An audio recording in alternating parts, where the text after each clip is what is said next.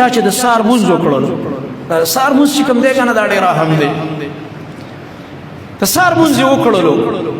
نو دا د الله نبی فرمایي دل الله ذمہ داری ورکړله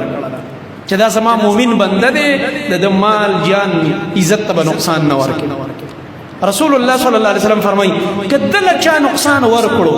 هغه مسلمان چې د سار مونځ کوي او یو کس راولګي نو دته نقصان ورکړو د قیامت په ورځ به الله رب العالمین دغه نقصان والا نه چا چې نقصان ورکړي دنه به الله دې خپل ذمه تپوس وکړي